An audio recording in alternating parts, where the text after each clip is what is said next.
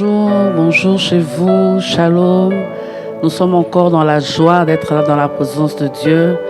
Est-ce qu'on peut se saluer de gauche à droite, dire comment tu vas, dire à la personne qui est à ta gauche, à la personne qui est à ta droite, bienvenue dans la présence de Dieu. Un moment de prière. Et nous voulons commencer ce moment de prière en remerciant le Seigneur. Lui dire merci. Merci pour la vie qui vaut mieux que toute autre chose. Est-ce que là où tu es, tu peux lever ta voix et dire merci au Seigneur pour la vie? Seigneur, nous sommes venus ce soir encore pour te dire merci. Merci pour ton soutien, merci pour ta main. Merci Seigneur pour ce que tu es, merci Seigneur pour ce que tu fais. Tu es digne d'être béni, tu es digne d'être élevé. Merci Éternel mon roi. Merci toi le Dieu qui a gardé mon frère, toi le Dieu qui a gardé ma soeur. Merci Éternel notre Dieu, c'est toi le meilleur protecteur, c'est toi le Dieu qui nous préserve de tout danger. Laisse que ton nom soit béni, laisse que son nom soit élevé. Merci Éternel, merci pour le pain, merci pour l'eau, merci Seigneur pour l'électricité, merci Éternel. Dans le moindre détail, est-ce que tu peux lui dire merci? Merci pour tout ce qu'il est en train de faire pour nous. Tu es digne d'être élevé. Il n'y a point de Dieu comme toi. Sois élevé notre appui. Sois élevé notre Seigneur. Sois élevé le Dieu qui nous rend la vie. Sois élevé notre résurrection. Il n'y a point de Dieu comme toi. Élevé à jamais. Le Dieu avec un amour infini. Le Dieu qui m'a aimé. Le Dieu qui m'a fait sortir de la boue du péché. La plus grande action de grâce, bien-aimé, c'est de savoir que tu es sauvé. La plus grande action de grâce, c'est de dire merci à Jésus pour ce qu'il a fait à la croix. Tu as fait de nous enfants de Dieu. Alléluia. Merci pour cette grande famille dans laquelle je suis. Oui, laisse que ton nom soit béni. Laisse que ton nom soit élevé à jamais. Il n'y a que toi, le seul vrai Dieu. Tu fais bien de lui dire merci, de regarder à ta vie, lui dire merci pour les choses présentes, mais continue à dire merci pour ce qu'il a déjà fait. Alléluia. Tu le fais de tout ton cœur. Ce n'est pas seulement des simples mots, mais c'est effectivement ce que tu as vécu dans ta vie et ce que tu es en train de vivre.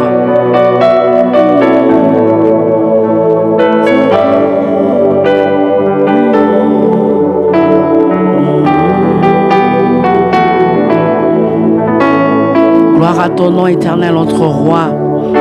Gloire à ton nom éternel, notre rédempteur. Gloire à ton nom, le Dieu infini. Gloire à ton nom, le Dieu capable. Gloire à ton nom, le Dieu Rapha. Gloire à ton nom, le Dieu qui pourvoit mes besoins, tant spirituels, émotionnels que physiques. Gloire à ton nom, mon bon berger. Toujours à mes côtés. Le Dieu qui a dit, je ne t'abandonnerai point, je ne te délaisserai point. C'est ce Dieu-là que nous sommes venus élever. C'est ce Dieu-là que nous sommes venus adorer encore. Sois béni à jamais. Sois béni à jamais notre Dieu. Merci Seigneur. Merci Seigneur pour ce temps que tu nous accordes. C'est vrai que depuis un certain temps, le jeudi est au coin un peu spécial. Pourquoi? Parce que nous voulons connaître. Nous voulons prier selon la parole. Nous voulons, Éternel des armées, être exaucés. Et nous voulons prier selon toi, selon ta parole. C'est pour cela que nous sommes en train de privilégier ce moment pour écouter ta parole, pour consoler quelqu'un, pour aiguiser quelqu'un, pour réveiller quelqu'un. Merci Saint-Esprit encore ce soir pour ta présence. Et je te prie de venir et de glorifier Jésus. La sœur qui est devant moi, le frère qui est devant moi, moi je ne le vois pas, mais toi tu le vois. Là où il est, tu connais son cœur, tu connais son besoin.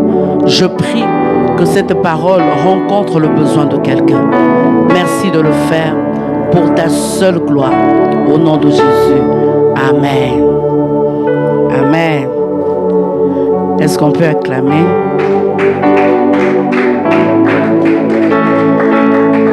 Nous bénissons le Seigneur encore pour la grâce qu'il nous fait d'être encore là ce soir pour parler de sa part. Et merci à la technique pour le dévouement, ce qui nous permet d'être là, d'entrer dans vos maisons, d'entrer dans vos chambres. Mais aussi à vous parce que vous avez disposé votre temps. Ce n'est pas que vous n'avez rien à faire pour rencontrer Dieu en ces instants. Ça fait plusieurs jeudis que nous sommes en train de parler des armes, combattre selon les armes de Dieu. Et ce jeudi, nous revenons dans notre texte. Et notre texte de base, c'est Ephésiens 6, 10 à 18.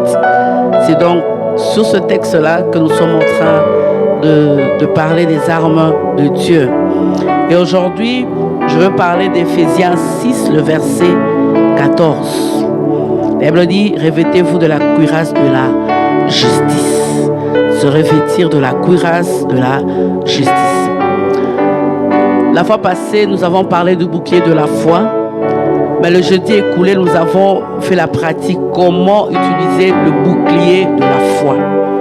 Et aujourd'hui, par la grâce de Dieu et avec l'aide du Saint-Esprit, nous voulons parler de la cuirasse de la justice. Alors, nous parlerons de la cuirasse en soi. Qu'est-ce que c'est que la cuirasse? Et puis nous parlerons de la justice. Mais ici, nous allons parler de la justice en deux volets. La justice imputée et la justice pratique. Et aussi, nous allons parler de danger qu'il y a si nous ne revêtons pas la cuirasse de la justice. Le danger que nous courons si nous ne mettons pas la cuirasse de la justice. Alors, en parlant du bouclier, nous avons dit que c'est une arme, mais c'est l'arme qui n'est pas sur le corps. C'est une arme qu'on tient, ça dépend qu'on soit gaucher ou droitier, mais qu'on tient naturellement à sa main droite pour se protéger contre les traits enflammés du malin. Et la cuirasse était faite en cuir ou en tissu épais sur lequel sont cousues plusieurs tranches de sabots et de cornes d'animaux. Mais c'était aussi en métal. Et ces tranches étaient entremêlées pour fixer. Si vous regardez les soldats romains, ils les portaient et il fallait les fixer de deux côtés, des côtes ici, pour que les fils entremêlés puissent vraiment être ajustés au corps du soldat. Donc elle était faite par rapport à la taille du soldat. Et elle était sans manches. Sans manches. Aujourd'hui, nous pouvons parler de gilet pare-balles. Et elle couvrait entièrement le torse du soldat. Donc c'est très important parce que elle protégeait le cœur et les organes vitaux. Et c'est très important de la voir. Le soldat ne pouvait pas aller en guerre sans la cuirasse. Parce qu'avec un moment de distraction ou peut-être de somnolence, on peut peut-être oublier de mettre son bouclier et être attaqué. Mais si on a la cuirasse de la justice, ça fera que l'épée en venant, ça ne pourra pas endommager les organes vitaux du soldat. Donc c'était vraiment très vital et c'était très capital. En même temps, ça protège tout le ventre, ça protège la poitrine et ça faisait que le soldat ne soit pas blessé. Ça faisait que le soldat soit protégé, vraiment protégé. Alors, de nos jours, c'est vrai que je veux parler de la cuirasse de la justice. Là, j'ai parlé de cuirasse comme juste une définition de la pièce, comme armure. Mais de nos jours, nous entendons des gens dire, surtout nos jeunes filles qui sont prêtes au mariage, qui veulent se marier. Il va te dire, j'ai rencontré quelqu'un, bon, il ne fume pas, il ne boit pas, Les choses de Dieu, il ne connaît pas tellement, mais c'est une bonne personne. C'est une très bonne personne. Bon, il ne s'intéresse pas vraiment aux choses de Dieu, mais il vient quand même à l'église. Il est quand même là. C'est ce qu'on entend souvent avec nos soeurs. Et puis, c'est quand même un homme intègre. Hein? Il est intègre. Et puis, il est vrai. Il va te donner toutes les qualités. Et tu verras, la personne va te dire, la chrétienne bien sûr, si seulement il met Jésus, c'est un homme parfait. Si seulement dans sa vie, il ajoute Jésus, c'est un homme parfait. Il a un bon caractère, il est d'une bonne conduite, il réfléchit bien. En tout cas, il ne peut même pas faire du mal à une mouche. Parce que la manière dont je le vois, c'est vraiment un homme. Waouh! N'est-ce pas les sœurs? C'est comme ça qu'on explique. Mais bien aimé, erreur fatale. C'est une erreur. Parce que, et après on dit, c'est un homme juste. Il est juste. Bon, il vient de temps en temps à Jédu et Toko, mais deux fois il a du mal à se mettre un peu par terre. Hein? Mais je suis en train de l'aider à petit, je crois, avec l'aide du Saint-Esprit, par la grâce de Dieu. Je crois que c'est un homme qui est déjà erreur. Erreur, pourquoi? Parce que tu définis cette personne par rapport à sa propre justice. Tu définis cette personne par rapport à son bon caractère, son éducation. En tout cas, je suis allée chez eux, une famille très éduquée. Quand tu arrives, tout le monde te salue. Les sœurs, tout le monde te salue. Bon, je ne dis pas qu'une personne pareille est une mauvaise personne. Vous allez mieux me comprendre lorsque je serai en train d'avancer. La vraie justice, bien-aimé, la vraie bonté nous vient de Dieu et de Dieu seul. Et tant qu'une personne n'a pas donné sa vie à Jésus, il ne peut expérimenter ou vivre la vraie justice. Il ne peut pas. C'est impossible. La vraie justice, c'est la justice qui vient de Dieu. C'est celle-là qui nous protège contre les ruses de l'ennemi. Mon mari me répétait une fois, il me disait, moi je ne veux pas te tromper. Ce n'est pas seulement parce que je t'aime, mais parce que je crains Dieu, parce que j'appartiens à Dieu. Parce que si ça ne dépendait que de moi, c'est-à-dire en m'appuyant sur mon légalisme, ma droiture, non. Je le suis en tenant compte de mon fondement qui est Jésus. Et c'est Jésus qui me donne la capacité. C'est parce que je l'aime que je ne peux pas faire ça. Je ne peux pas prendre une autre femme tout simplement parce que j'ai un Dieu juste. Et je dois refléter le caractère de ce Dieu dans ma vie. C'est un engagement que j'ai pris. Parce que recevoir Christ est au-dessus de toutes les autres décisions qu'une personne peut prendre. Parce que quelqu'un peut recevoir Christ aujourd'hui et mourir demain, mais ne pas se marier. Quelqu'un peut recevoir Christ à 15h et mourir à 20h. Et ne pas connaître le mariage. Ne pas connaître le bonheur sur la terre, entre guillemets. Donc la plus grande décision qui fait que nous puissions être des hommes et des femmes justes, c'est quand nous rencontrons le Seigneur, quand nous rencontrons Jésus.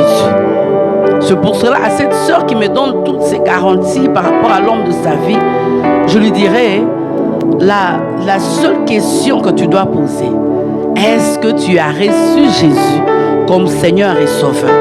Parce que le fait qu'il vienne simplement à l'église et qu'il vient à Philadelphie et qu'il est attaché à Philadelphie et qu'après le mariage, vous allez vivre dans un pays musulman, qu'est-ce qui va se passer? Mais une personne qui a reçu Christ comme fondement, sa foi ne va pas faillir. Il restera juste partout. Il ne restera pas juste parce qu'il est attaché à Philadelphie, mais il restera juste pourquoi? Parce qu'il est justifié par Jésus. Et ça, c'est très important. Le légalisme, le bon caractère, l'homme réfléchi ne sont pas des fondements qui garantissent le succès sur le chemin de la destinée. Non, non. Seul Jésus, avec sa nature, son caractère d'amour, ses sentiments divins en nous, lorsque nous le recevons, c'est ça qui nous accorde la paix, la stabilité dans tous les domaines de nos vies. C'est ça l'essentiel dans la vie. C'est ça l'essentiel dans la vie. Alors, n'inversons pas les choses en disant c'est une bonne personne, qu'il rencontre seulement Jésus. Non. Commence d'abord par faire la rencontre avec Christ une priorité. Parce que cette personne avec un bon caractère, face aux ruses de l'ennemi, au travail, lorsqu'il rencontrera quelqu'un qui rentre chez lui à 1h du matin, il ne saura pas résister. Deuxième jour, troisième, quatrième jour, il lui dira, et puis toi aussi, est-ce que tu as oublié seulement de rentrer à 15h? Hein? Ce n'est pas que je te dis que tu dois faire comme moi, mais accompagne-moi quand même. Bien-aimé, son bon caractère, c'est ce légalisme qu'il a, ne pourra pas le protéger contre les ruses de l'ennemi. Ce qui nous protège contre les ruses de l'ennemi, c'est d'abord notre appartenance à Jésus. Nous appartenons à Jésus, nous bénéficions de sa nature, nous bénéficions de son caractère, nous bénéficions de ses sentiments. Et ça, c'est très important. Alors, il faudra que tu puisses inverser pour dire, Seigneur, c'est vrai, cette personne est vraiment ce que moi je voulais. Réfléchis, légalisme, intègre, mais je j'aimerais tout simplement, entre dans sa vie, entre dans sa vie, entre dans sa vie. Tu pries par rapport à ça. Et si cette personne accepte Christ comme Seigneur et Sauveur, il entre non seulement, bien-aimé, dans la famille des enfants de Dieu, mais aussi il est intégré dans l'armée du roi. Et il est maintenant soldat, prêt à combattre, prêt à se battre, prêt à rester ferme. Pourquoi? Parce qu'il a comme fondement Jésus. Et ça, c'est très important. Parce que, comme je viens de le dire, je le répète encore, l'appartenance à Christ comme enfant nous fait aussi soldats enrôlés dans son armée. Et toutes les autres choses viennent après. Toutes les autres choses-là viennent après. C'est très important. Alors, rentrons dans notre texte pour comprendre de quelle justice parle-t-on. Je voulais expliquer, donner cette petite explication pour dire que deux fois nous nous disons non, lorsque la personne a un bon caractère, lorsque la personne... Non. Dieu ne fait exception de personne. De la même manière, il peut sauver quelqu'un qui a un bon caractère, qui n'a pas un casier judiciaire rempli ou comment au noir. De la même manière, il peut sauver un meurtrier comme Saul. Donc, Dieu, lorsqu'il nous regarde, il nous regarde juste, pas parce qu'on a un bon caractère, pas parce qu'on est un homme réfléchi, légaliste et toutes ces choses-là, non. Mais tout simplement parce qu'il nous voit juste, parce que nous avons reçu son Fils comme Seigneur et Sauveur. Alors, je m'en vais parler de la justice imputée. C'est ici que je veux parler de la justice imputée lorsque nous recevons Christ. Parce que pour mieux comprendre la deuxième justice pratique qu'on nous donne dans Ephésiens 6,14, il faudrait que nous puissions comprendre la justice imputée. Imputée d'abord veut dire quoi? Imputer veut dire, dans le dictionnaire, attribuer à quelqu'un une chose digne de blâme. Attribuer à quelqu'un quelque chose digne de blâme. Mais en théologie, imputer, c'est appliquer aux hommes les mérites de Jésus-Christ. Appliquer aux hommes les mérites de Jésus-Christ. Romains 4 à 6 dit ceci. Or, à celui qui fait une œuvre, le salaire est imputé non comme une grâce, mais comme une chose due. Mais à celui qui ne fait point d'œuvre, mais qui croit en celui qui justifie l'impie, sa foi qui est imputée à justice. C'est-à-dire, si tu travailles, et qu'on te paye, c'est ton dû. Ce n'est pas imputé, c'est ton dû. Mais le salut que nous recevons, la justice que nous recevons au travers du salut, nous est imputée tout simplement parce que nous ne le méritons pas. C'est Christ, en fait, notre justice, qui fait de nous justes. Imputé veut dire mettre sur le compte d'eux, mettre à la charge d'eux. Donc c'est ce qu'on appelle imputé. Alors pour mieux comprendre la justice que nous offre Christ, parce que quand on parle de la grâce de la justice ici, ce n'est pas de cette justice imputée. J'aimerais bien que nous puissions comprendre cela. Alors nous allons lire 2 Corinthiens 5, le verset 21. 2 Corinthiens 5, le verset 21 dit ceci: celui qui n'a point connu le péché, il l'a fait devenir péché pour nous, afin que nous devenions en lui justice de Dieu. 2 Corinthiens 5, 21. C'est-à-dire que nous ne pouvons pas revêtir ce dont Dieu ne nous a pas donné. Parce que tout ce que nous avons, il n'est que grâce. Tout ce que nous recevons de Dieu n'est que grâce. Et au regard de notre rédemption, nous sommes vêtus en permanence de la justice de Dieu pour toute la vie et pour toute l'éternité. Donc c'est une justice liée à notre salut. Ça ne va pas quitter. Ça ne va pas nous quitter. En d'autres termes, avant de connaître Christ, nous étions condamnables au regard de la loi. Nous étions condamnables. Or, nous ne sommes plus sous la loi. Romains 7, 5 à 6. Nous ne sommes plus sous la loi. Car lorsque nous étions dans la chair, les passions du péché provoquées par la loi agissaient dans nos membres, de sorte que nous portions des fruits de la mort. Mais maintenant, nous avons été dégagés de la loi, étant morts à cette loi sans laquelle nous étions retenus. C'est-à-dire, de ce fait, nous sommes justes en Jésus. De la même manière qu'il nous rêvait de la nature de fils de Dieu, de la même manière, il nous rêvait aussi de sa justice. Ce qui fait que le menteur, le criminel, l'escroc d'hier, la prostituée d'autrefois, en Christ, il est devenu une personne sainte devant Dieu à cause de Jésus. Tout simplement à cause de Jésus. Maintenant, pour mieux comprendre ce verset de 2 Corinthiens 5, 21, il y a les mots qui sont dits là-bas. Premièrement, la Bible dit: celui qui n'a point connu le péché désigne tout être humain qui n'ait jamais connu le péché. Or, la Bible dit: il n'y a point d'homme qui n'ait péché, étant donné que tous sont péchés, sont privés de la gloire de Dieu. Et seule la personne qui n'avait pas péché pouvait être qualifiée pour subir la colère de Dieu contre les péchés des autres hommes. Et cette personne-là ne pouvait qu'être Jésus. Et le sacrifice, bien-aimé, parfait, devait venir d'un être humain. C'est-à-dire, il fallait qu'il y ait un être humain pour sauver l'homme. Et cette personne ne pouvait être que Jésus. C'est pour cela Dieu a donné son Fils qui est venu sur la terre comme homme pour racheter les hommes. Pourquoi? En lui, il n'y avait pas de péché. Deuxième chose, il l'a fait devenir. C'est-à-dire, le Père a traité Jésus comme s'il était un pécheur. Et en lui imputant les péchés des hommes de toutes les époques.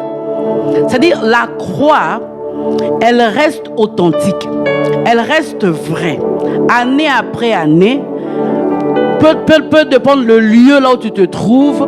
Donc le sacrifice de la croix est le sacrifice complet. Il n'y a rien à ajouter. Le péché que Jésus a porté à la croix, il l'a fait pour tous les hommes. Pour tous les hommes, pour toutes les époques. C'est-à-dire la personne qui reçoit Christ aujourd'hui bénéficie de l'œuvre de la croix. La personne qui a reçu Christ au temps de Saul a bénéficié de l'œuvre de la croix. La personne qui va recevoir Christ dans 5 ans, si Christ ne revient pas, bénéficiera de l'œuvre de la croix. Donc, il a été accusé, il a subi la peine à notre place. Et Jésus n'est pas allé à la croix parce que Judas avait fait ceci. Il n'est pas allé à la croix parce que Pilate n'avait pas écouté, parce que la foule, non. Il est allé à la croix pour réaliser le plan de la réconciliation entre Dieu et les hommes pécheurs. Donc c'est quelque chose que Dieu lui-même dans son plan avait prévu pour racheter l'homme. Il est donc le substitut ultime de Dieu pour changer le statut de l'homme. Il n'y a que Jésus et Jésus seul. Troisièmement, dans ce verset, la Bible dit « pour nous ». Il l'a fait devenir pour nous. C'est là que je suis bénéficiaire. Et si vous lisez 1 Corinthiens 5, le verset 20, vous voyez que là, il parle des ambassadeurs pour Christ. Moi, je suis ambassadeur de Christ. L'ambassadeur, là où il est, c'est quoi? Il est en train de manifester ce qu'est son pays. Et devant l'ambassadeur, dans sa résidence, il y a quoi? Il y a le drapeau du pays dans lequel il provient. Et donc, c'est très important. Paul est en train de nous parler ici que nous sommes ambassadeurs pour Christ. 1 Corinthiens 5, 20. Et 1 Corinthiens 5, 19, vous allez voir qu'il parle toujours de nous qui avons quoi? La parole de la réconciliation. La parole de la réconciliation. 1 Corinthiens 5, 18, vous allez voir que là, il est en train de parler de nous qui avions été réconciliés. Donc, je vous encourage de lire 1 Corinthiens 5 à partir du verset 18 jusqu'au verset 21 pour mieux comprendre ce que je suis en train de dire. Donc, l'amour de Christ est efficace seulement pour ceux qui croient. Il faut que tu croies. Si tu ne crois pas, tout ce que je suis en train de dire ici, tu ne comprendras rien du tout. C'est pour ceux qui croient, pour nous qui croyons, nous sommes plus que convaincus, non seulement en tant qu'enfants de Dieu, mais aussi en tant que soldats de Jésus, nous bénéficions de cette justice qui nous est imputée par Jésus. Quatrièmement, il dit, afin que nous deviennons en lui justice de Dieu. Afin veut dire, c'est comme une finalité. De telle sorte que tous les péchés imputés à tous les hommes, donc les hommes de tout âge, quand je dis homme ici, c'est homme universel, homme H majuscule, homme, femme, ensemble. Donc tous les hommes de tout âge, de toute race et de toutes les époques, tous leurs péchés leur étaient imputés à Jésus. Et Jésus a fait quoi? Il a pris nos péchés et il nous a revêtus de sa justice. Pour ça la Bible dit, il nous a justifiés et nous sommes devenus justes au travers Jésus devant Dieu. Il a pris tout ce que normalement qui était sur nous, il a pris sur lui. Philippiens 3, le verset 9. La Bible dit ceci, c'est Paul qui parle. Il est en train de dire, non de la justice qui vient de lui-même, de la loi, mais de celle qui s'obtient par la foi en Christ. La justice qui vient de Dieu par la foi. J'ai aimé parole vivante, Philippiens 3, le verset 9. Parole vivante dit, je ne possède donc plus de justice personnelle due à mes propres efforts. Si je suis juste aux yeux de Dieu, c'est parce que j'ai placé ma confiance en Christ. La justice donnée par Dieu, née de la foi, s'appuie sur elle. Mais ce n'est pas de cette justice dont on parle ici, bien-aimé, dans Éphésiens 6, le verset 14. Donc une justice qui t'est imputée. Ce n'est pas de cette justice-là. Ici, nous sommes en train de parler de cette justice dans la pratique. De cette justice pratique de tous les jours. De tous les jours qui vont t'aider à tenir face aux attaques de l'ennemi. Alors, examinons ensemble le verset précité pour mieux comprendre la justice pratique. Je suis toujours dans Philippiens 3, le verset 9, où Paul est en train de dire, je ne veux pas me vanter de ma propre justice, mais je me vante, je m'appuie par rapport à la justice que Dieu m'a communiquée par la foi. Ici, nous allons mieux comprendre ce que Paul est en train de dire. Philippiens 3, le verset 9. Ici, Paul dit qu'il ne s'appuie pas justement sur sa justice, mais sur celle qui vient de Dieu. Et il s'efforce à manifester cette justice d'une manière pratique. C'est-à-dire la justice qui est intérieure, que Dieu nous a léguée sur le plan spirituel. Bien aimé, nous devons le manifester au jour le jour, au travail, à la maison. Du reste, quelqu'un dit on n'est pas chrétien. On est chrétien partout, mais la meilleure façon de manifester sa chrétienté, c'est lorsque nous nous retrouvons dans un milieu hors de l'église. C'est là qu'on sait savoir qui est effectivement chrétien et qui ne l'est pas. Alors, vous allez voir que dans Philippiens 3, le verset 12, Paul continue pour dire, ce n'est pas que j'ai remporté le prix ou que j'ai déjà atteint la perfection, mais je cours pour tâcher de le saisir, puisque moi aussi j'ai été saisi par Jésus-Christ. Il est en train de dire ceci. Au début, il dit, il s'appuie sur la justice de Dieu. Mais il dit, il ne s'arrête pas là. Il ne s'arrête pas là. Il a aussi des choses à faire. La justice de Dieu, oui, mais il a sa part. C'est-à-dire, sa part, c'est quoi? C'est de manifester cette justice en dehors. C'est de manifester cette justice auprès de ceux qui connaissent et ceux qui ne connaissent pas Dieu. Partout où Dieu va l'amener. Parce que je suis devenu en Christ, c'est-à-dire, imaginons un peu un fils du roi. Nous tous, nous savons que si on appelle quelqu'un fils du roi, il y a certaines choses qu'il ne peut pas faire. Pourquoi? Parce qu'on s'est dit, c'est d'abord quelqu'un qui sait se tenir à table, il sait très bien manger. Pourquoi? Parce qu'on l'a appris à le faire. C'est quelqu'un qui ne peut pas être, qu'on ne peut pas retrouver dans des plaisirs un peu subtils, dans des boîtes de nuit, quelqu'un qui boit, jusqu'à ce qu'il tombe quelque part, on part le ramasser. Fils du roi. Tout le monde sera indigné. Il dit, mais s'il est fils du roi, c'est qu'il est appelé à devenir roi. Mais comment est-ce qu'il se comporte de cette manière-là? Il boit en plein air, il mange en plein air, il s'habille d'une manière extravagante, il a un langage vulgaire.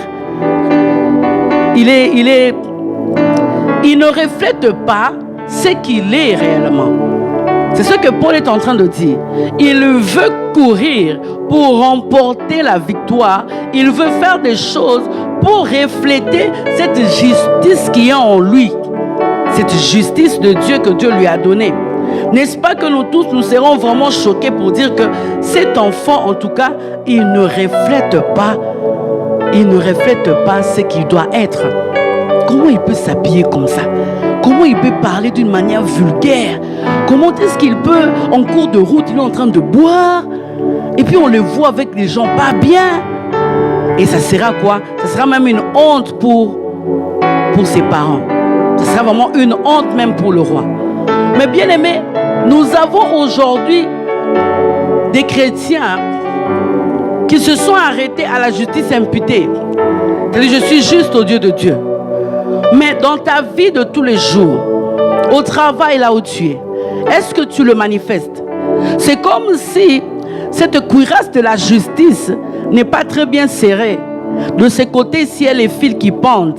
C'est pour cela, lorsque l'ennemi essaie de lancer la flèche, il t'atteint facilement au cœur. Il t'atteint facilement au foie. Il t'atteint facilement, je ne sais pas moi, dans tous les organes vitaux de ton corps qui constituent la partie supérieure. Alors pose-toi la question. Tu t'appuies sur quelle justice? Tu t'appuies sur quelle justice? C'est très important de se poser cette question. Moi, je suis juste à cause de Jésus. Parce que je ne mérite pas. Tout ce que je suis, tout ce que je fais, tout ce que j'ai, c'est Jésus. Le fondement de ma vie. Parce que si je m'appuie sur ma propre justice, l'ennemi facilement pourra me faire tomber dans le piège de l'ennemi. Alors, cette justice pratique exige deux choses essentielles. Deux choses essentielles. Parce qu'en parlant de la vérité, nous avons assez parlé d'une vie qui honore Dieu. En parlant du bouclier de la foi, nous avons parlé d'une vie qui est redressée, manifestée par rapport à la parole de Dieu. Tout le monde sait que ça c'est mal. Mais on le fait quand même. Tout le monde sait que voler c'est mal. Tout le monde sait que tricher c'est mal. Mais il y a un moment dans la vie où on fait certaines choses. Pourquoi? Parce qu'il y a un gain derrière.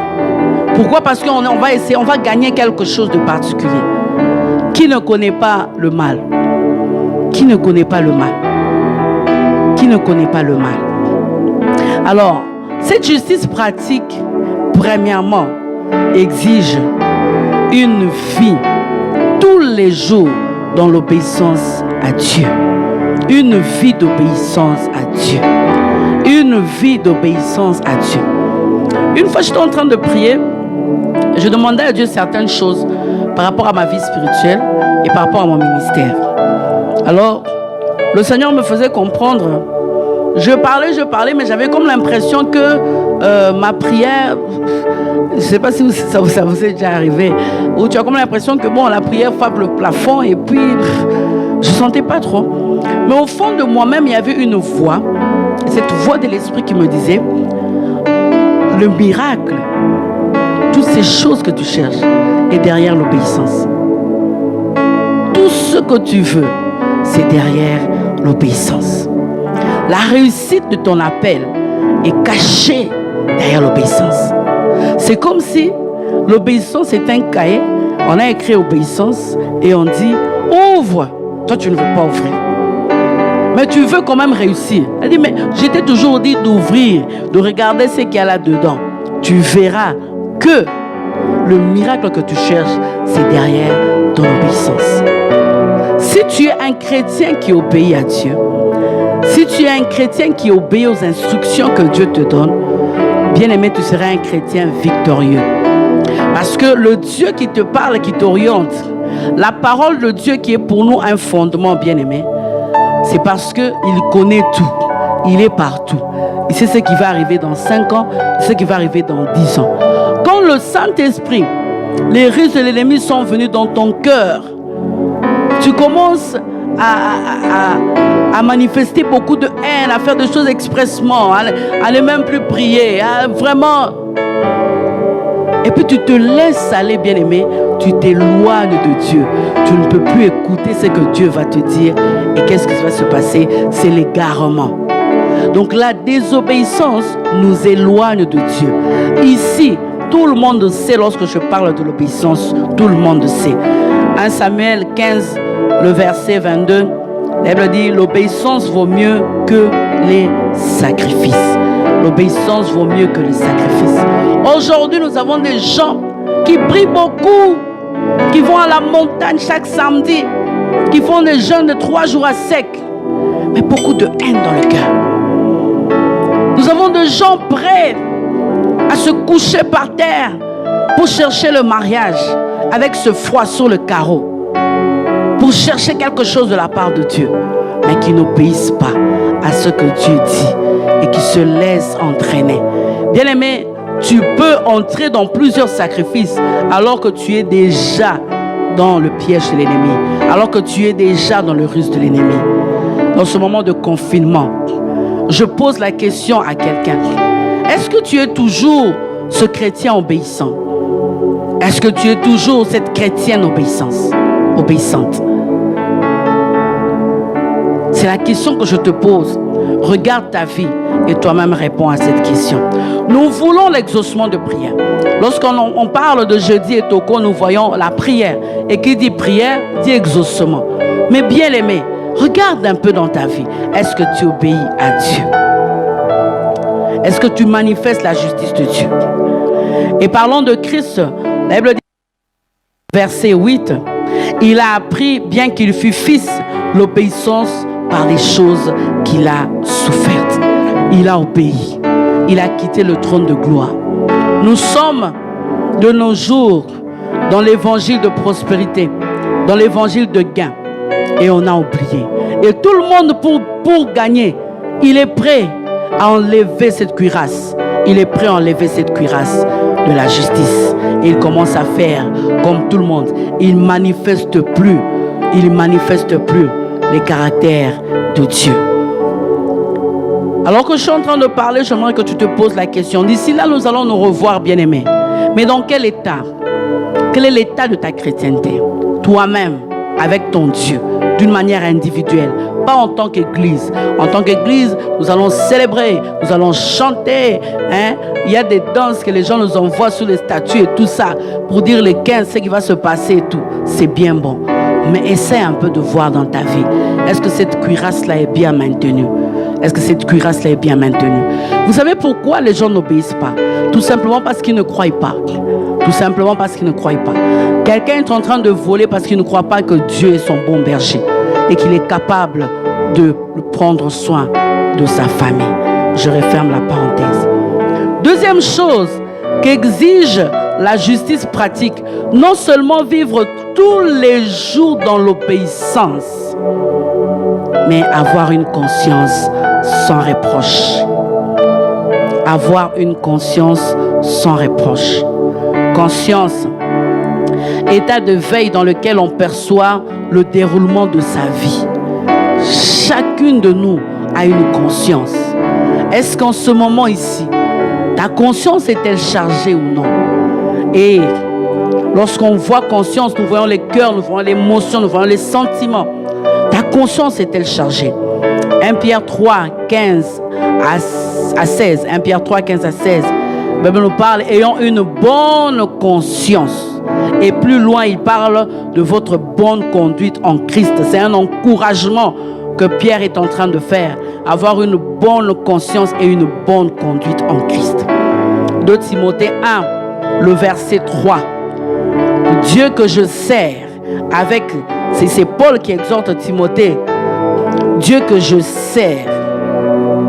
2 Timothée 1, le verset 3. Avec une conscience pure. Une conscience pure. Est-ce que aujourd'hui, alors que tu es en train de m'écouter, ta conscience est-elle pure? Ta conscience est-elle pure? Bien-aimé, ce qui nous revient dans notre conscience, ce n'est pas ce que les hommes et les femmes ont vu, mais c'est ce que personne n'a vu, mais que ta conscience a enregistré. Et qui commence à te ronger. Qui commence à te ronger. D'ici là, serviteur, servante de Dieu, tu reviendras pour servir. Mais quelle est ta conscience? Est-elle pure? Bon, on n'a pas le thermomètre. Bon, thermomètre peut-être pour voir la température par rapport aux gestes barrières. Mais on n'aura pas la température pour voir qui a gardé la foi, qui a gardé cette conscience pure. Cette température-là, on ne l'a pas. Il n'y a que le Saint-Esprit, il n'y a que Dieu qui pèse les esprits, qui sonde le cœur et les reins, qui sait. Mais alors que je te parle, tu es conscient que tu es déjà parti très loin. Tu l'as fait une seule fois et ta conscience est chargée. Une seule fois, un seul moment de distraction où la cuirasse était enlevée. Un seul moment et ta conscience est chargée parce que tu t'es laissé aller avec ces films pornographiques. Tu t'es laissé aller avec la masturbation. Peut-être même serviteur, servante de Dieu, responsable de département. Ici, c'est comme une interpellation. Est-ce que tu as gardé une bonne conscience? 1 Timothée 1, le verset 5. La Bible dit le but du commandement, 1 Timothée 1, le verset 5, le but du commandement, c'est une charité venant d'un cœur pur, d'une bonne conscience. 1 Timothée 1, 19. La Bible dit gardons la foi et une bonne conscience. Une bonne conscience. Ici, parlons de la conscience. Nous avons deux choses qui doivent nous revenir. Deux choses. Est-ce par rapport à notre obéissance? Est-ce par rapport à notre rébellion par rapport à Dieu? Chacun va se poser cette question. Et trois sortes d'obéissance, trois sortes de conscience. Si on parle de volet de conscience, trois sortes. Cette conscience qui, maintenant que je te parle, c'est juste un moment d'égarement où momentanément on s'est un peu égaré de la voie de Dieu et on est en train de se ressaisir. Gloire à Dieu. Je prie que Dieu puisse t'aider. Mais il y a des chrétiens où ancrés dans la corruption, tellement dans la compromission, ils se pervertissent. Ils sont tellement pervertis qui fait que la conscience n'agit plus. Il ne sait plus que ce qu'il fait mal. Il part de mensonge en mensonge, de mensonge. Parce que si tu as déjà menti une seule fois, tu ne peux plus venir changer ce que tu avais déjà dit. Donc tu es obligé de continuer. Bien aimé, ta conscience est tellement chargée, mais que tu commences même à fuir la prière. Parce que tu sais que quand l'accusateur va venir se tenir là, il aura raison. Il aura raison. Mais gloire à Dieu, je suis sûr que ce soir aussi, il y en a de ceux qui ont gardé cette bonne conscience. Et je prie que le Saint-Esprit puisse t'aider à garder cette bonne conscience. La conscience. La conscience. En préparant ce message, ça frappait très fort dans mon cœur. C'est vraiment une question que je pose. Ta conscience est-elle chargée? C'est vraiment une question que je te pose. Ta conscience est-elle pure? Ta conscience est-elle souillée? Est-ce que tu es encore au niveau d'un égarement et puis bon, tu commences à te battre? Mais tu ne peux pas te battre seul. Demande au Saint-Esprit de t'aider.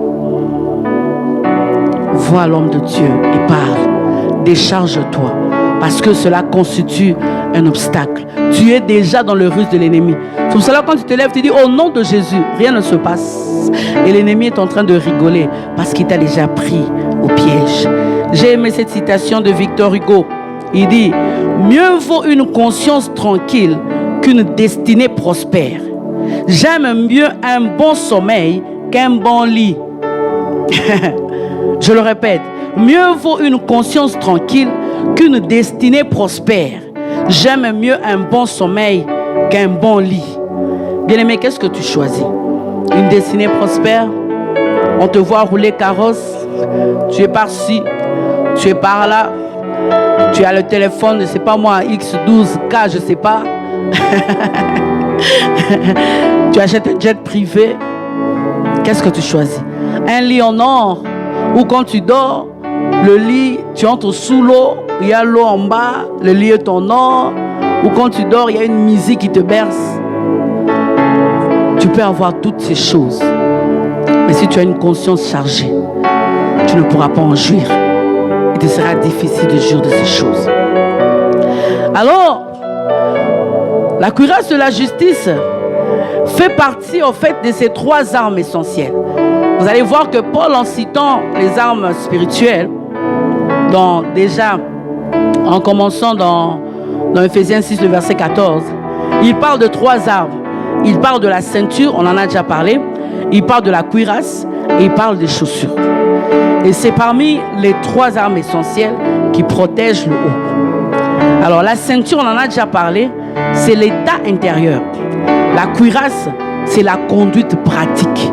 Et lorsqu'on parle de chaussures, c'est l'attitude que nous allons voir prochainement par la grâce de Dieu, l'attitude envers les autres. La ceinture, c'est l'état intérieur. La cuirasse nous parle de cette conduite pratique. Maintenant, nous allons voir quels sont les dangers qui courent lorsque le chrétien néglige la cuirasse de la justice. Quels sont les dangers que tu cours lorsque tu le négliges? Premièrement, tu ne seras pas un chrétien joyeux. Un manque de joie. Manque de joie.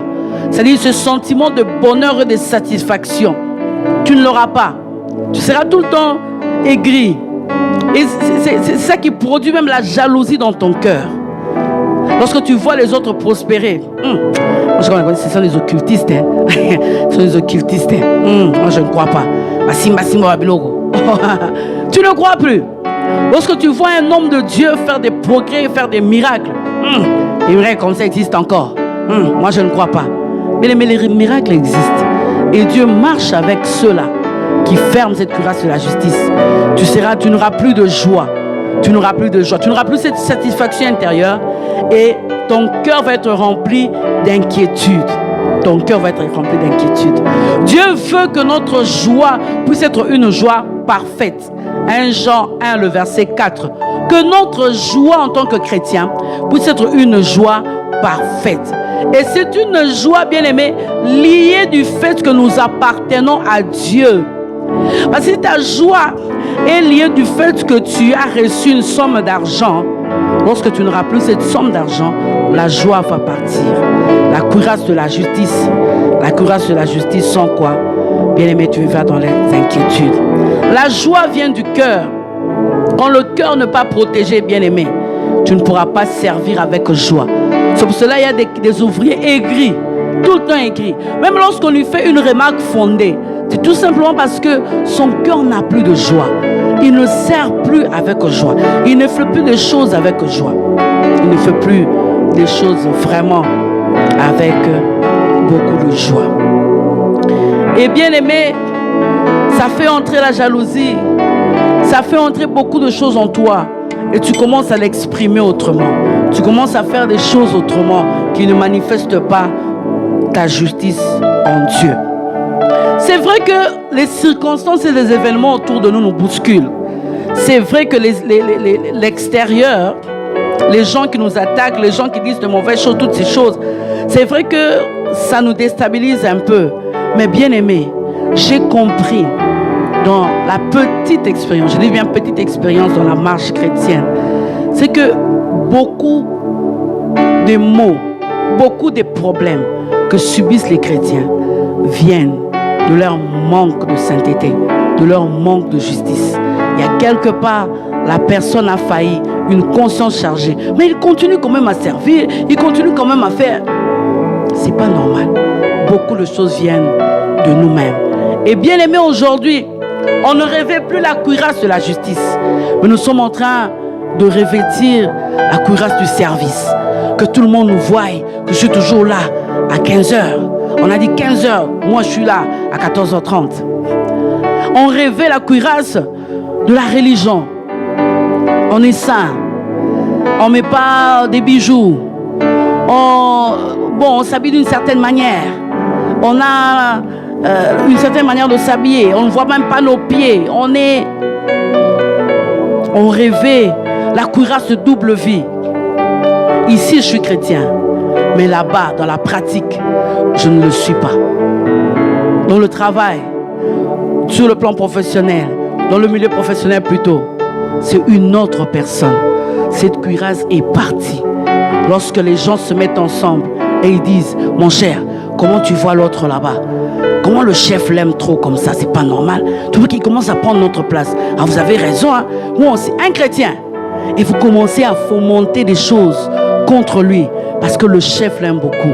Où est ta justice? Où est ta justice? Le deuxième danger, lorsqu'on ne se réveille pas de la cuirasse de la justice, manque de fruits. On ne peut pas produire de fruits. Bien aimé, la beauté de la vie chrétienne, c'est lorsqu'on devient une source de bénédiction, un canal de bénédiction. Lorsque par toi, les vies sont touchées. Bien aimé, tout ce que nous faisons à l'église, Dieu nous utilise comme des canaux pour bénir les autres. Où que tu sois, quand tu es en train d'arranger là, quand tu es en train d'essuyer très bien les chaises, un canal de bénédiction pour que les gens viennent se mettre dans la propreté. Quand tu es en train de nettoyer pour qu'il n'y ait pas la poussière. Quand tu es là en train de filmer, un canal de bénédiction parce que par ton intelligence, beaucoup de gens sont sauvés, beaucoup de gens sont consolés. Tu produis. Mais lorsque ta conscience est chargée, tu n'arrives plus à aller de l'avant des choses, même le service, même les choses que tu faisais, tu ne produis plus. Tu deviens stérile. Tu deviens stérile. Tu deviens vraiment stérile. Tu ne peux plus produire des fruits. Tu ne peux plus produire des fruits. Les dons spirituels que tu demandes, c'est pour les autres. Quand tu dis, Seigneur, je veux que tu me donnes le don de prophétie. Tu n'as pas remarqué que lorsque tu pars pour prier pour ça, Dieu ne te parle pas à toi, mais il commence à te parler des autres. Parce que tout ce que Dieu nous donne, c'est pour les autres. L'argent que tu demandes, oui Seigneur, bénis-moi. Mais que sert-il à un homme de gagner tout et de perdre son âme? C'est pour soutenir les autres qui sont dans les besoins. Tout ce que tu as, c'est pour les autres. Christ lui-même a tout cédé pour nous. Il a donné. Et le vrai amour sacrificiel, c'est l'amour qui donne. Et dans le salut, dans la marche chrétienne, si tu n'es pas un canal de bénédiction, tu ne pourras pas être arrosé. Parce que la Bible dit, celui qui arrose sera arrosé. Et j'aime quand Dieu arrose. Bien aimé, quand il arrose, c'est au-delà du salaire. C'est la récompense. C'est maintenant ici, troisième danger. Tu vas manquer de récompense. Tu vas manquer de récompense. Parce qu'on récompense par rapport à ce que la personne a fait. Qu'est-ce que tu fais? Qu'est-ce que tu produis? Il y a des gens jusqu'à aujourd'hui, ils ne font rien à l'église.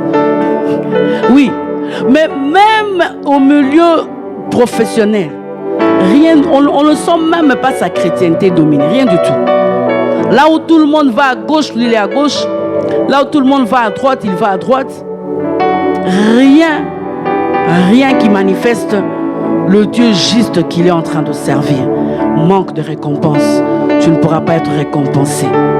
Tu ne pourras pas être récompensé.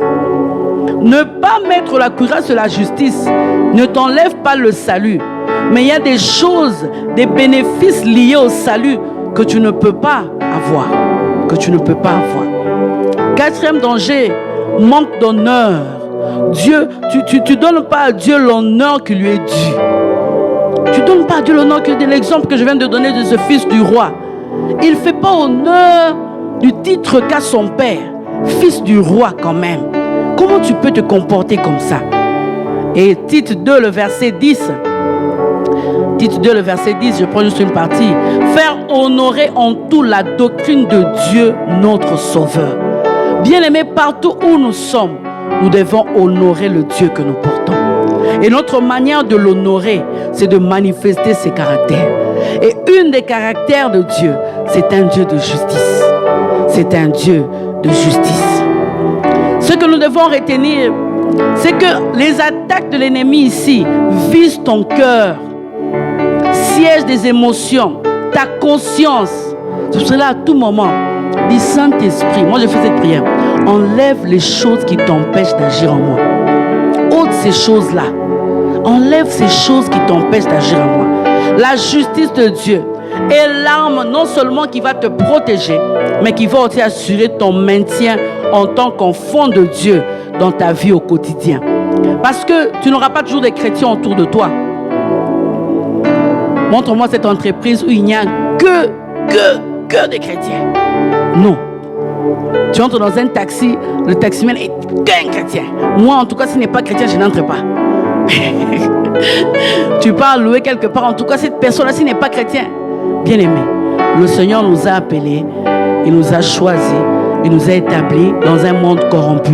Mais dans ce monde corrompu, il dit, vous êtes dans ce monde, mais vous n'êtes pas de ce monde. Donc vous ne pouvez pas agir comme tout le monde. Et de nos jours, bien aimés, on a l'habitude de nous approprier les exploits des hommes et des femmes de la Bible. Joseph a fait ceci. Mais Joseph a eu une conduite exceptionnelle. Joseph n'a pas regardé le gain que lui procurait la femme de Potiphar. Joseph s'est regardé, il a dit, je ne peux pas déshonorer mon Dieu jusqu'à ce point-là. Je ne peux pas. C'est vrai. J'aurai beaucoup de bénéfices parce qu'au fait, le mari partait. C'est la femme qui était là. Donc, en plus de la confiance de Potiphar, j'aurai la confiance de sa femme. Donc, comme on dit, ma solo est comme un carré. Donc, tout sera stable, quoi. Donc, je vais vivre dans la stabilité. J'aurai tout. Il a regardé à l'intérieur de lui-même. Moi, non, je ne peux pas. Je ne peux pas. Et ça lui a coûté la prison. Ça lui a coûté la prison. Chaque fois que tu manifesteras les caractères de Dieu, bien aimé, ça ne t'amènera pas toujours des applaudissements. Il y aura aussi la prison. Il y aura aussi le rejet. Mais pourquoi on le fait? Parce que nous voulons honorer Dieu. Où sont ces chrétiens qui ont encore l'honneur de Dieu, la dignité d'être enfant de Dieu? Ça, moi je ne peux pas. Excuse-moi, mais je ne peux pas faire ça. Il ne faut pas dire, bon, je ne suis pas vraiment convaincu de le faire. Hein. Bon, je peux peut-être réfléchir. Non, je ne peux pas le faire parce que j'appartiens à Dieu. Ah, tu parles de quel Dieu? Le Dieu qu'on ne voit même pas. Toi, tu ne le vois pas, mais moi, je le vois. Ça dépend de même du ton, même du sérieux que tu parles à la personne. La posture même compte.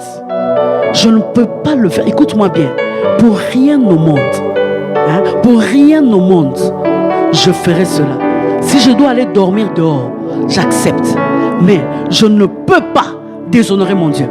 Mais tu penses que si tu parles comme ça à quelqu'un, il va continuer? Non. Mais nous faisons quoi? Je suis de la race de Joseph. Je suis de la race d'Élie. Mais Élie, c'était un homme obéissant. Il faisait tout ce que Dieu lui demandait de faire. C'est comme ça qu'il avait des courtes prières et un grand impact. Mais aujourd'hui, beaucoup de prières, mais impact zéro. Manque d'obéissance. Conscience chargée. Daniel. Je clôturerai par Daniel. Lui qui a été gardé dans la fosse aux lions, Daniel 6, le verset 23. Il a été gardé. Les lions affamés n'ont pas pu dévorer Daniel.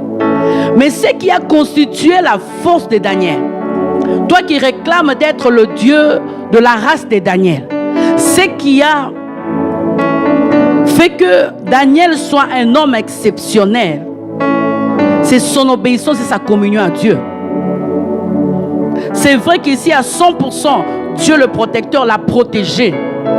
Mais bien aimé, c'est son obéissance, sa communion en Dieu. Il y a des choses qu'il ne peut pas faire. Pour honneur à mon Dieu, moi, Daniel, faire ce que vous me demandez là, c'est impossible. C'est impossible. Mais bien aimé, où sont ces chrétiens aujourd'hui? Daniel, même après l'édit du roi, il pouvait aller prier 3 fois comme d'habitude. Daniel 6, le verset 10. Elle me dit, Daniel allait comme auparavant, 3 fois. Pourquoi? Parce qu'il n'avait rien à se reprocher. Il n'avait rien à se reprocher. Écoutez ce que les gens qui l'accusaient disaient. Daniel 6, le verset 5. Nous ne trouverons aucune occasion contre ce Daniel. Comme dit contre ce fameux Daniel, quoi. À moins que nous n'en trouvons une dans la loi de son Dieu. Mais ils n'ont même pas trouvé aussi. Ils n'ont pas trouvé. Tu sais pourquoi tu es bouffable, entre guillemets. Tu sais pourquoi maintenant là, tu perds la bataille de l'esprit. C'est tout simplement parce que les gens qui t'accusent, ils trouvent quelque chose. Ils ont raison de le faire. C'est pour cela, lorsqu'on te met dans la fosse aux lions, bien-aimé, la minute, bien-aimé, tu es bouffable, tu es parti. Tu es parti. Et j'ai aimé ce qu'un homme de Dieu a dit. Daniel avait le caractère de Dieu. Il avait le caractère de Dieu. Lorsqu'il est entré dans la fosse aux lions, les créatures qui étaient les lions ont regardé, ont vu le Créateur. Tu as déjà vu une créature manger le Créateur? C'est impossible parce qu'il a manifesté les caractères de Dieu. Mais lorsque tu manifestes les caractères de Dieu, tu es comme Dieu. C'est pour cela, vous allez voir, je prends surtout le milieu professionnel, c'est souvent là que les gens se pervertissent facilement. Là, dans le milieu professionnel, vous allez voir, tu viens comme ça, dire, ah, les gens ne parlent plus. Parce qu'ils savent que tant que tu es là, il y a des choses qu'ils ne peuvent pas dire. Tu représentes Dieu, l'ambassadeur. C'est-à-dire, tant que tu es là, il y a des choses qu'il ne peut pas dire. Vous parlez de quoi? Ah non, de rien. Tout le monde. Mais quand tu parles, mon cher, tu vois, je t'ai dit, on va prendre cet argent-là. Quand tu viens, non, rien, ça va. Bien-aimé, tu as l'autorité de Dieu. Tu as la posture de Christ. Tu as le poids de Dieu.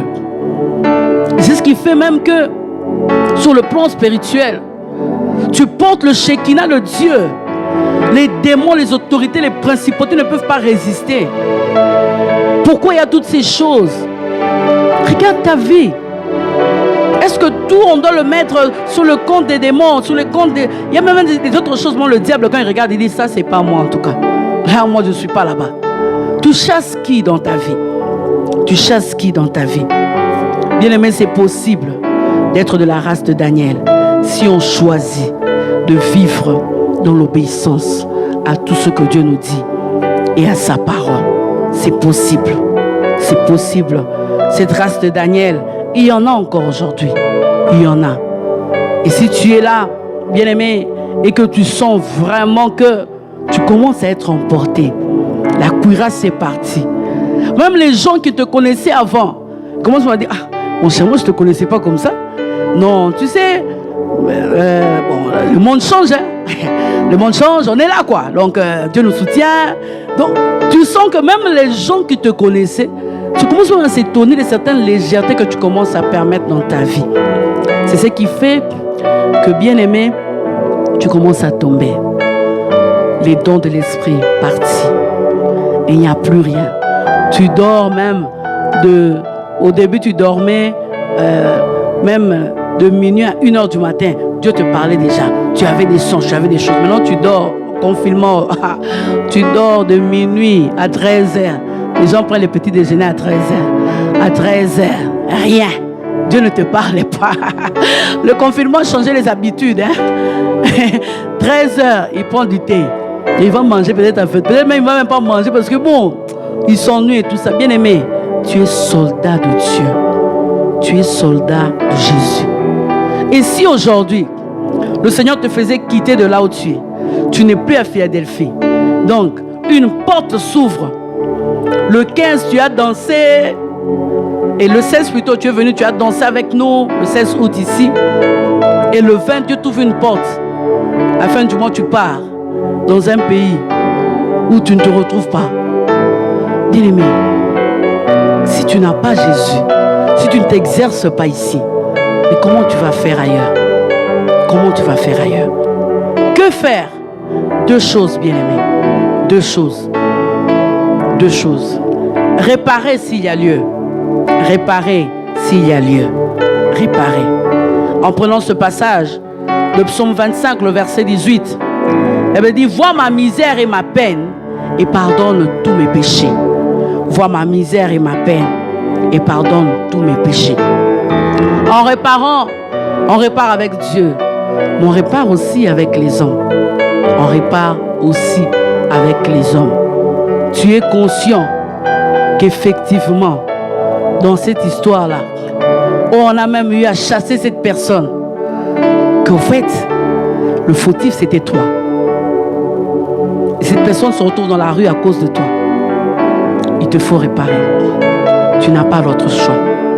Si tu veux vraiment être de la race de Joseph et aller jusqu'au palais royal et vivre ce que Joseph a vécu, lui de l'ancienne alliance, si tu veux vraiment vivre ce que Daniel a vécu, jusque dans sa vieillesse, non seulement il a été prospère physiquement, matériellement, un homme riche, un homme d'État, riche, stable, il avait beaucoup de biens, mais dans sa vieillesse, c'est la personne qui a vu même l'Apocalypse. Dieu lui a montré des choses qui devaient venir des siècles après. Il est resté constant parce qu'il savait faire la part de choses. Répare. La deuxième des choses, comment? Désire ça.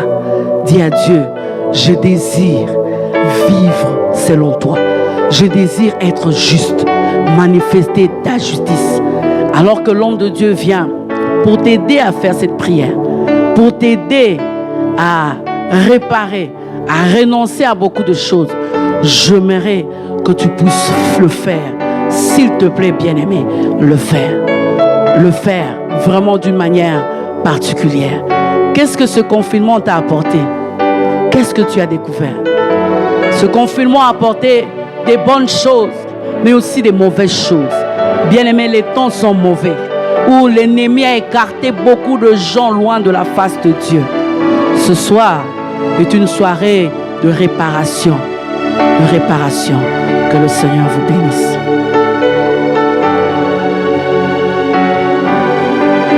Gloire au Seigneur, que Dieu soit béni. Nous voulons nous incliner dans la prière. L'enseignement a été tellement clair et tellement profond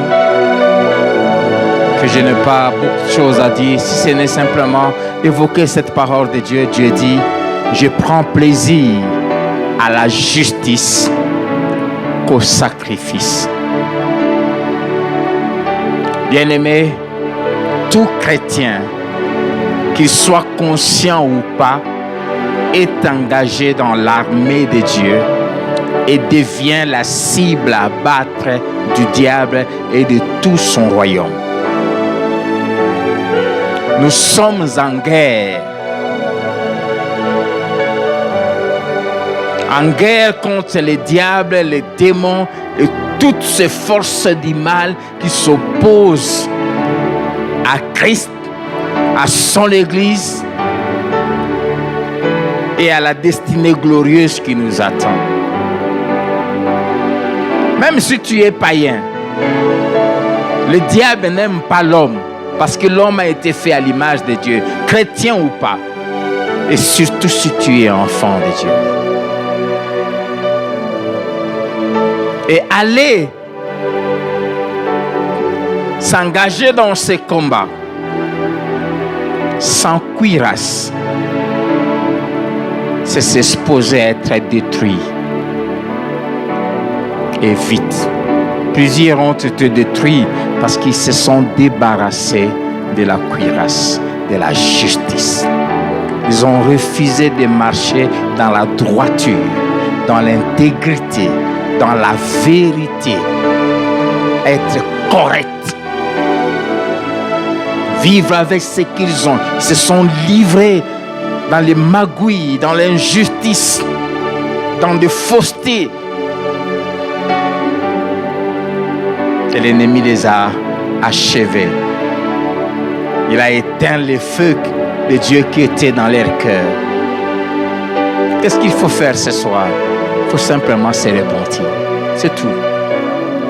Si tel est ton désir, je voudrais te demander de t'élever là où tu es. Je voudrais te laisser quelques temps pour parler au Seigneur. Réponds-toi.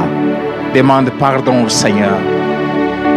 Confesse ces choses et prends la résolution de t'en défaire. Prends la décision de marcher. Bien-aimé, une vie de justice, c'est une résolution de cœur. Le servant de Dieu nous a parlé de Daniel ici, mais tout a commencé. Daniel résolu dans son cœur de ne pas s'essuyer. La résolution d'être intègre. Dieu prend plaisir à ça. Dans ta vie de tous les jours, refuser le mal. Si tu fais cela, Dieu disait à Jérémie, si tu distingues ce qui est vil de ce qui est précieux à mes yeux, si tu te sépares de ce qui est mal, ma bouche sera ta bouche. Quand tu parleras, ce sera moi qui parlera. Je serai derrière tes paroles, je le confirmerai. Je serai avec toi. Et là, tu expérimenteras la joie de la vie chrétienne, la beauté de marcher avec Dieu. C'est une vie glorieuse, une vie heureuse, une vie bénie, une vie joyeuse, une vie comblée. Mais il faut marcher dans la justice. Le deuxième appel, c'est à toi qui ne connais pas encore Jésus. Il est impossible de pratiquer la justice sans recevoir la justice de Dieu qui nous est imputée par notre foi en Christ. Pour toi, il te suffit simplement de dire à Jésus, pardonne-moi pour avoir vécu loin de toi, pour avoir fait confiance à ma propre justice, à ma religion et à toutes mes pratiques religieuses. Ce soir, je prends la résolution de faire de toi le Sauveur et le Seigneur de ma vie. J'adhère à l'œuvre que tu avais accomplie pour moi à la croix. Tu as pris mes péchés sur toi. Et maintenant, je prends ta justice sur moi. Sauve-moi. Si tu fais cette prière, tout change. Tu deviens enfant de Dieu. Aux yeux de Dieu, tu deviens juste. Tes péchés seront couverts par le sang de Jésus. Et Dieu voit Christ en toi. Et il n'y aura plus de condamnation sur ta vie. J'aimerais prier. Père, je t'apporte cet homme et cette femme qui ne te connaissaient pas et qui, après avoir écouté cette parole, a pris la résolution de donner sa vie à Jésus et de le recevoir dans son cœur comme son Sauveur et son Seigneur. Merci pour cette justice qui lui est imputée maintenant. Je viens aussi devant toi avec ton fils et ta fille qui ne t'a pas honoré en menant une vie digne d'un fils et d'une fille de Dieu qui n'a pas manifesté la justice.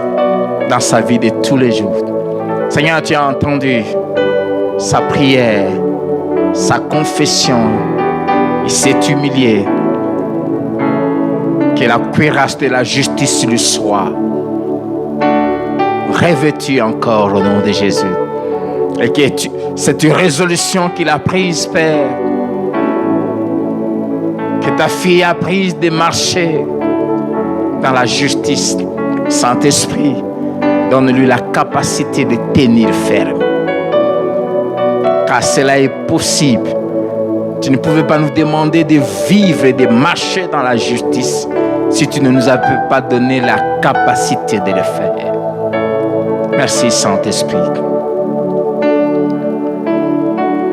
Et parce que tu prends plaisir à la justice et pas au sacrifice, je sais qu'en marchant dans la justice, quand nous crierons à toi, tu nous exauceras. Seigneur, merci de nous accorder la grâce d'être 24 heures sur 24 revêtus de toutes ces armes de Dieu afin de tenir ferme selon qu'il est écrit. Prenez sur vous toutes les armes de Dieu afin de pouvoir résister et tenir ferme dans les mauvais jours. Merci. Parce que l'ennemi n'a plus aucun pouvoir sur nos vies. Satan et son royaume sont sous nos pieds et nous marchons sur lui et sur toute sa puissance et rien ne peut nous nuire. Sois béni pour ta fidélité. Merci d'agréer, Seigneur, nos dîmes, nos offrandes et merci de garder nos cœurs attachés à toi au nom de Jésus. Amen. Est-ce qu'on peut acclamer le Seigneur? Que Dieu soit béni. Bien-aimé, vis selon la justice tous les jours et tu deviendras un chrétien puissant et fort. Et fort. Et plus rien ne pourra te résister. Que le nom du Seigneur soit béni. Que Dieu vous bénisse, que Dieu vous garde. Nous nous retrouvons le dimanche matin dès 8h. En attendant, gardons nos yeux fixés sur le Seigneur et continuons à crier au Seigneur en faveur de notre pays, en faveur de l'Église et nous nous préparons bientôt. Nous allons nous retrouver. Je nous recommande au Seigneur que Dieu te bénisse et Dieu prenne soin de toi au nom de Jésus. Amen.